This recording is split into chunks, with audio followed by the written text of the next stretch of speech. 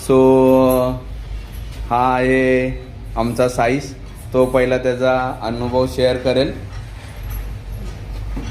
तर आम्हाला गिरनारला जायला आम्ही पहिला ट्रेननी गेलो आणि आम्हाला खूप मजा आली आणि ट्रेनमध्ये आम्ही गेम्स बनवले, व्हिडिओज बनवले. मग आम्ही गेम्स खेळल्यानंतर आम्ही रूम घेतला. तर आम्ही ट्रेनमध्ये बसलो. सकाळी उठून बँद्राला बसलो ट्रेनमध्ये. मग आम्ही तिकडून निघालो, व्हिडिओज बनवले, ब्लॉग्स बनवले. माझी बहीण होती, माझा भाऊ होता, माझा अजून एक भाऊ. मी सगळ्यांनी ब्लॉग बनवले आम्ही तिघांनी आणि मग आमची आई पण होते. आम्ही लोक सगळ्यांनी मजा केली, गेम खेळलो.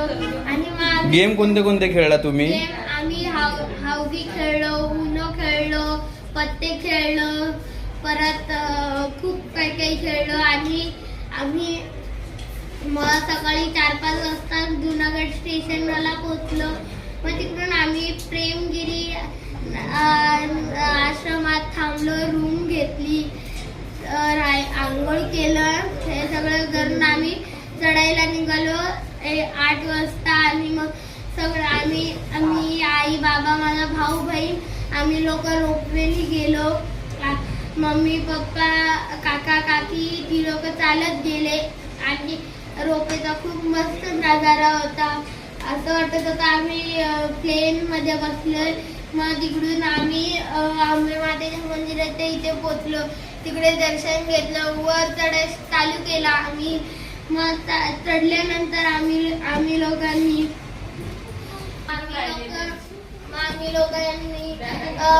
माझ्या आणि माझ्या मोठ्या दंगल होता. आम्ही चालत जाऊ.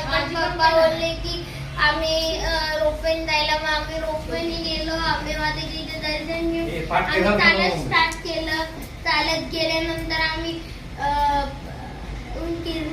गिरनारच्या पहिल्या दुसऱ्या मंदिरात पोचलो. मग तिकडून आम्ही डायरेक्ट चालत गेलो. तिकडे थोडंसं हार्ड होतं तरी आम्ही चाललो. आणि नंतर गिरनारला पोचून आम्ही खाली गिरनार